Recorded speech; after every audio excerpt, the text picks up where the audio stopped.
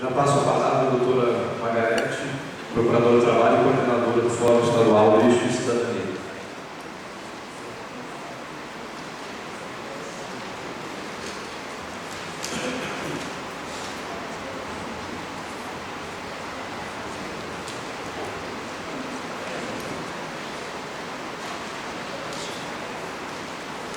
Bom dia a todos.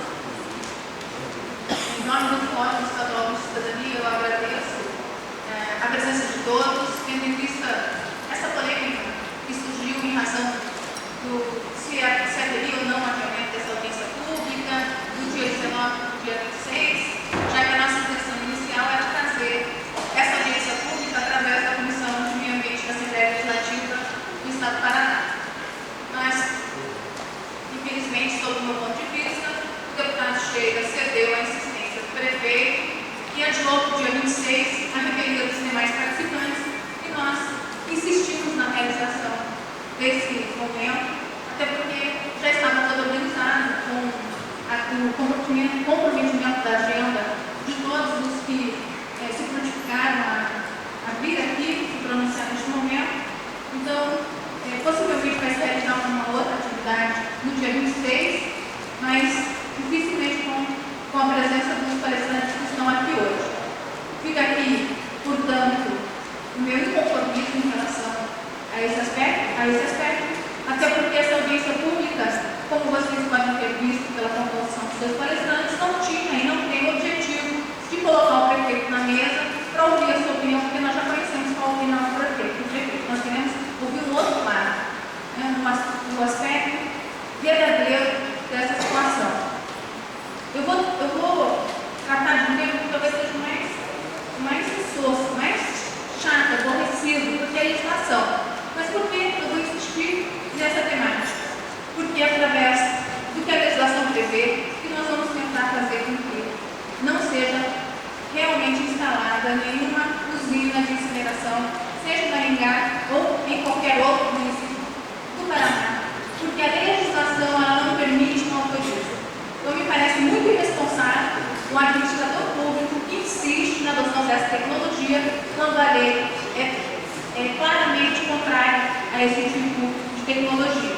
Eu agradeço a presença do professor Jorge Lopes, que está aqui conosco, e que colaborou bastante com a nossa audiência pública em Curitiba, quando discutimos também o projeto de lei estadual contra a incineração. A primeira dúvida que vem, porque esse é o papel de quem quer trazer uma tecnologia que a população não aceita, é sobre o conceito. A lei, a política nacional, ela fala em recuperação energética, não fala em incineração. E aí fica a nossa dúvida, recuperação energética é ou não é incineração? Dentre tantas tecnologias, a incineração é só uma delas. Mas toda tecnologia que tem por objetivo retirar energia de resíduos sólidos urbanos implica na queima.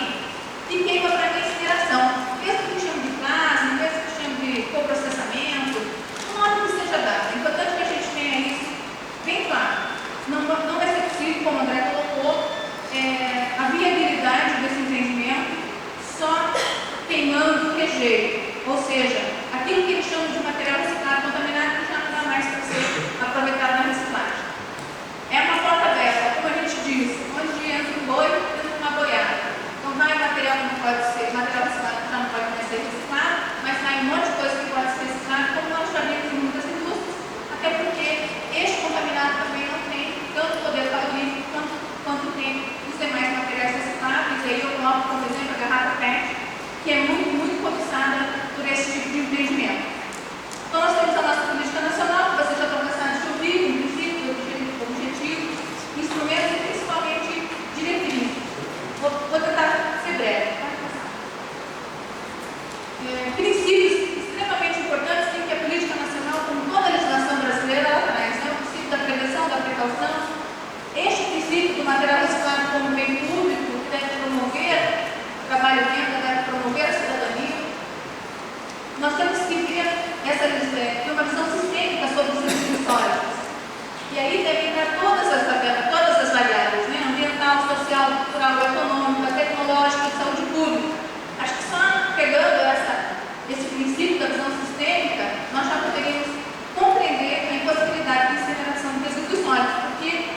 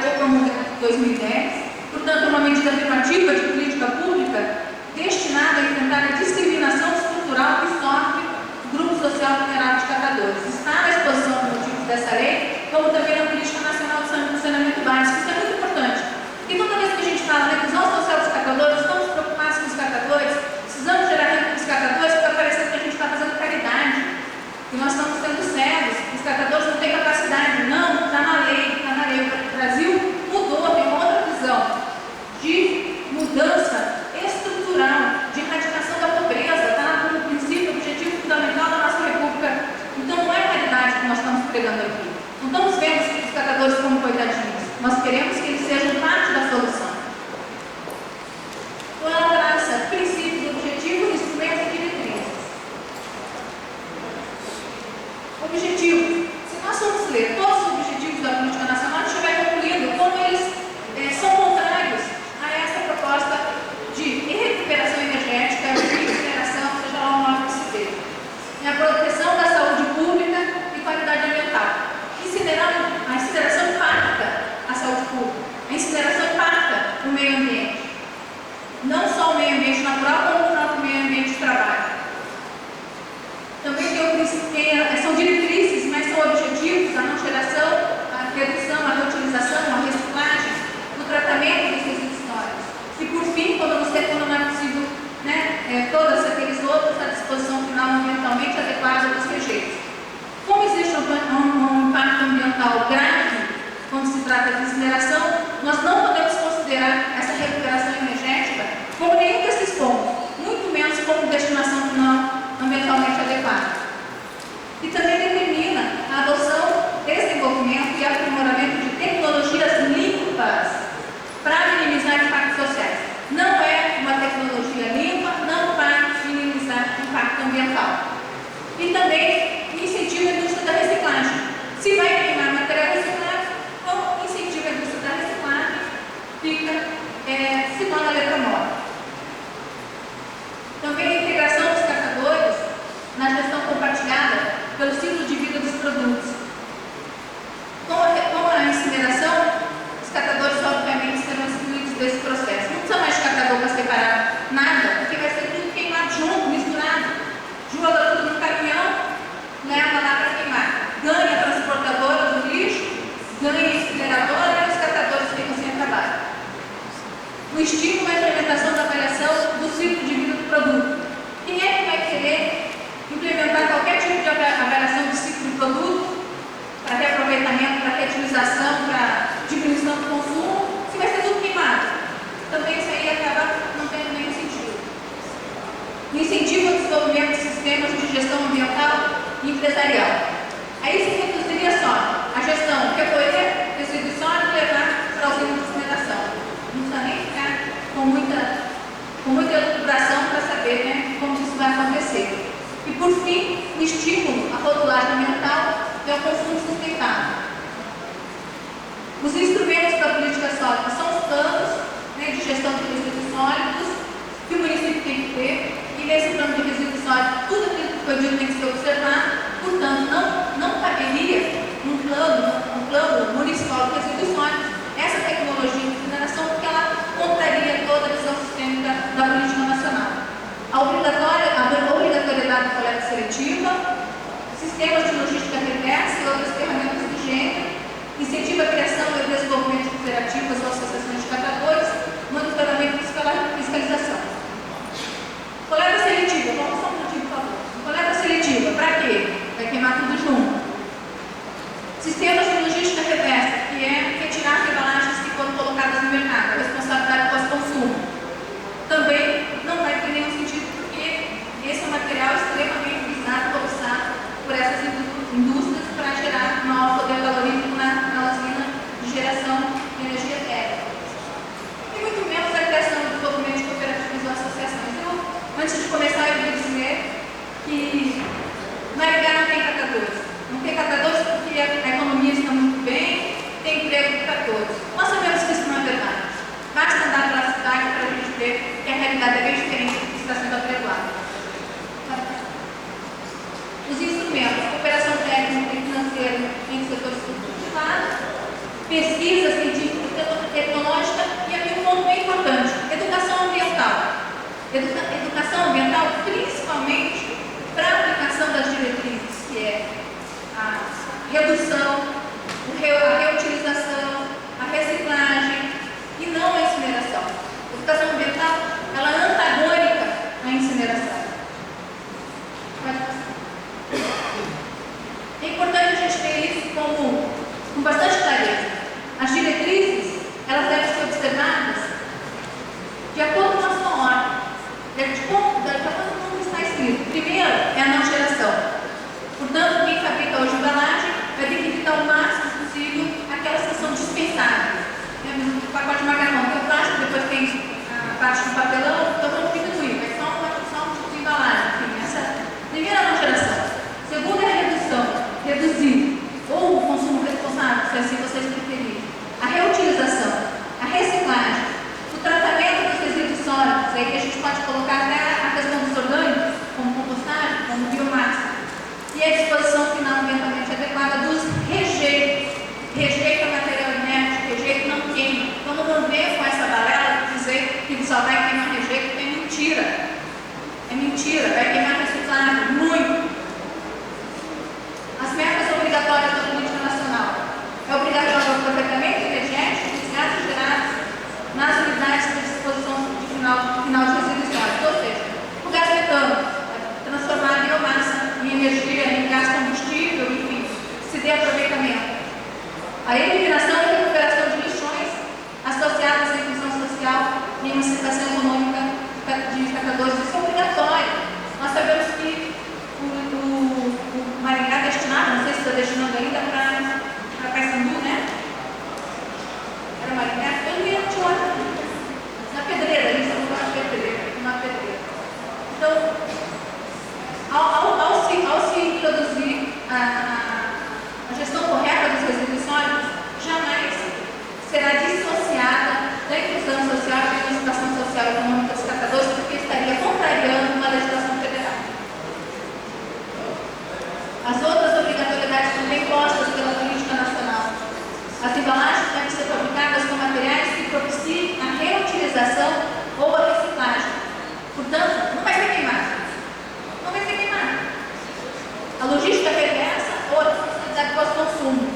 Eu fico até imaginando se o que está se fazendo, além da irresponsabilidade ambiental, social e econômica, se também, por outro lado, não teria um engano ou mesmo uma falsa ideia do investidor privado que vai se instalar aqui achando que vai ter material suficiente para queimar e produzir a energia que ele acha que vai produzir para render o resultado que ele acha que vai render.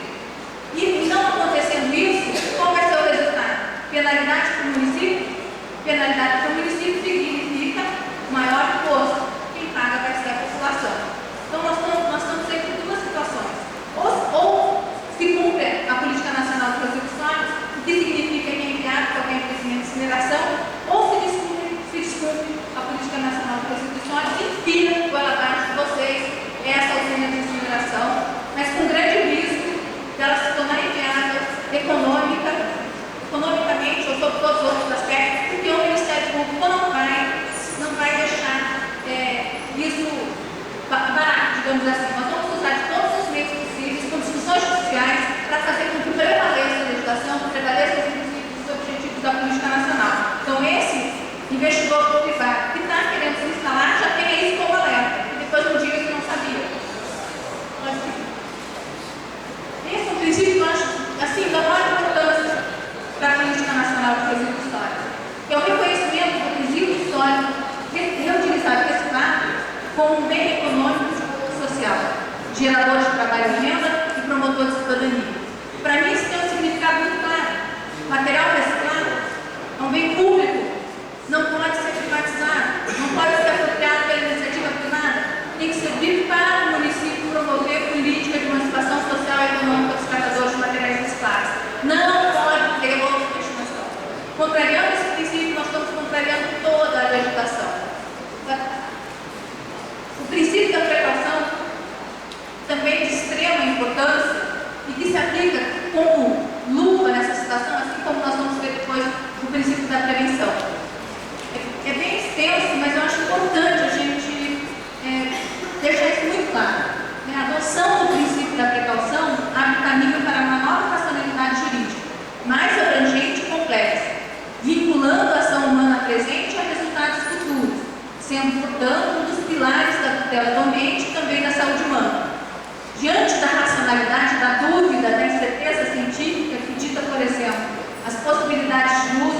da biotecnologia, o operador do sistema jurídico deve ter como fio condutor o princípio da precaução, interpretando os institutos jurídicos que regem as relações sociais com a responsabilidade e a cautela que demanda a importância essencial de bens jurídicos ameaçados, quais sejam os direitos fundamentais à vida, à saúde, ao ambiente e o princípio da dignidade da pessoa humana, não só das presentes, como também das futuras gerações.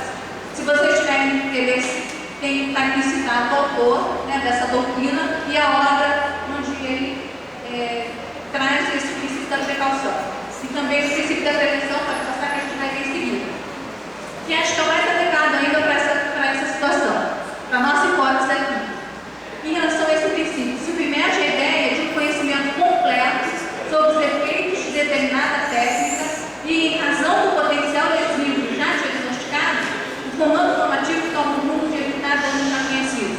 Ou seja, nós já sabemos qual é o potencial lesivo da usina de incineração, sabemos que vai impactar negativamente a saúde na população dos trabalhadores da usina, sabemos que ela vai impactar o meio ambiente, já é conhecido, inúmeros estudos científicos demonstram isso, a legislação também fala isso, como a Convenção de Estocolmo, portanto, nós temos que aplicar, antes de tudo, esse princípio. O Supremo Tribunal Federal tem se posicionado em relação a esse tema, o próprio ministro Gilmar Mendes, que quem é da área jurídica considera ele um pouco conservador, já se debruçou sobre esse assunto, dizendo sobre o princípio da proteção como direito fundamental, isso é importante. Pode passar. E aí, por fim, nós temos também que pensar nisso, que a saúde é um direito fundamental, é direito de todos e é dever do Estado, garantido mediante políticas sociais e econômicas que visem a redução do risco de doença e outros agravos. E é o que está acontecendo ao se pensar nessa usina de incineração? Esse dispositivo constitucional está sendo observado? Obviamente que não. E aí também, do STF, em relação a isso, diz que o direito à saúde, além de qualificar-se como direito fundamental que assiste a todas as pessoas, representa consequência constitucional indissociável do direito à vida. O poder público, qualquer que seja a esfera institucional de sua atuação no plano da organização federativa brasileira, não pode mostrar-se indiferente ao problema da saúde da população, sob pena de incidir, ainda que por censurar a comissão, em grave comportamento inconstitucional. O que a gente pode afirmar disso? O prefeito sabe que a usina vai gerar gases tóxicos de oficinas por anos com comprometimento da saúde da população. Ele não está seguindo o que está ali. É uma decisão inconstitucional, portanto. Então, a obrigação do poder público é controlar a produção, a comercialização e o emprego de técnicas, métodos e substâncias que comportem risco para a vida, a qualidade de vida e o meio ambiente. Acho que não precisa nem dizer mais nada, está muito claro, né? Está aí. A incolumidade, de novo, o STF, veja, essa discussão já chegou no STF. A incolumidade do meio ambiente não pode ser comprometida por interesses empresariais, nem ficar dependente de motivações de índole meramente econômica, considerada a disciplina constitucional que a rege, está subordinada, dentre outros princípios gerais, àquela que privilegia a defesa do meio ambiente, que traduz o conceito amplo e abrangente das noções de meio ambiente natural, de meio ambiente cultural, de meio ambiente artificial, que é o meio urbano, e de meio ambiente laboral, meio ambiente do trabalho. De novo, daí vamos revisar essa questão, no nosso entendimento, pela legislação atual, seja pela Política Nacional de Saneamento Básico, ou pela Política Nacional de Resíduos Sólidos, pela Lei 8666, pela Constituição Federal, hoje a obrigação do poder público garantir infraestrutura adequada para as associações e cooperativas, contratando-as mediante a remuneração desse trabalho. Quem não recebe pelo trabalho prestado é praticamente um escravo dessa atividade. Portanto, não pode ser considerado trabalho decente, é o conceito criado agora pela Organização Internacional do Trabalho, que o Brasil está obrigado a observar. O André já falou sobre isso, sobre as diretivas da Comunidade Econômica Europeia, mas eu gostaria de falar principalmente do poder de Portugal. Onde está o prefeito agora?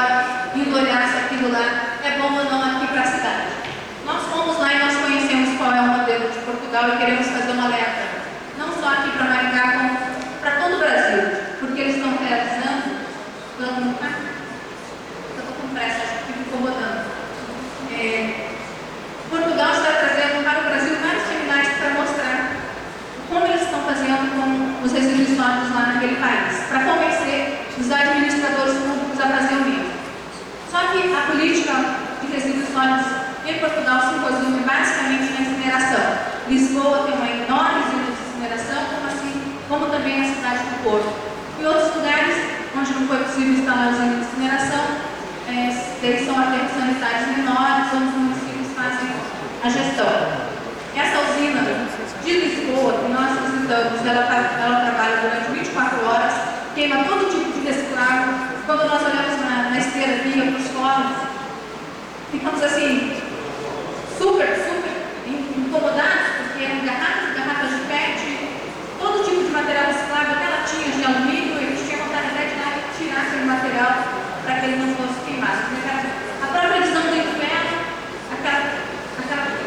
aquele fogo enorme para queimar aquele monte de material reciclado. Da saída do que era queimado, muita coisa não queimada, porque existe uma deficiência muito grande desses fornos, e uma quantidade enorme de cinza, como o André falou, são cinzas contaminadas, não se sabe onde eles vão colocar essas cinzas. Em Portugal agora estão colocando debaixo das estradas, do asfalto, mas com a degradação do asfalto, elas acabam de novo retornando para o meio ambiente, então não é uma solução ambientalmente adequada. Toneladas e toneladas de cinza, então essa usina de incineração vai produzir um material muito perigoso, em grande quantidade, e que vai precisar de local para a destinação final desse material, talvez até maior do que se houvesse toda a separação do reciclado, toda a separação do orgânico e o material inerte fosse levado para esse local. Então, existe aí até essa discussão. O investimento público, como eu falei no início, foi 70 milhões de euros. O administrador nos informou que não vai se recuperar esse investimento. Se produz de energia, não sabe o investimento que foi feito e já vai virar sucata. E é um monstro. Você imagina esse tamanho de sucata, onde é que vai vir? Quando eles vão colocar isso também, como é que vai ser reaproveitada essa sucata, que é uma sucata muito contaminada, principalmente os chaminés, os fornos, né? Em razão dos gases que são gerados. E por fim,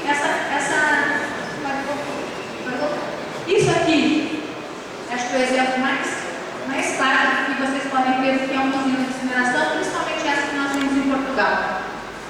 A fumaça que sai, ela mata. A poluição, ela mata. É isso que querem trazer aqui para vocês. Não tenho dúvidas disso. E ali, no seguinte, que é uma frase que a gente gosta muito, foi o catador de São Paulo que trouxe: Deus recicla, o diabo incinera. E você pensa isso quando você vê aquela fornalha, 800 graus, parece que é um inferno mesmo, é o diabo que está lá queimando aquilo tudo. Então, o que nós fazemos neste momento é um apelo para a Câmara de Vereadores de Maringá, porque eu sei que é encaminhado o projeto de lei de iniciativa popular, que são situações raríssimas, quando a população consegue se mobilizar, vamos tirar o chapéu. Normalmente nós ficamos acomodados, e Maringá está de parabéns pela mobilização que tem conseguido realizar. Esperamos que a Câmara não se coloque insensível a essa questão. Até vejo com tristeza que as cadeiras vazias, que se repete na Assembleia também, cadeiras vazias, na Câmara de Vereadores, cadeira vazia, quem deve defender os interesses do povo não se faz presente. Lamentável. Né? Parabéns ao vereador que esteve aqui conosco toda manhã. Então não desistam, nós estaremos juntos com vocês a partir dessa iniciativa de Maringá.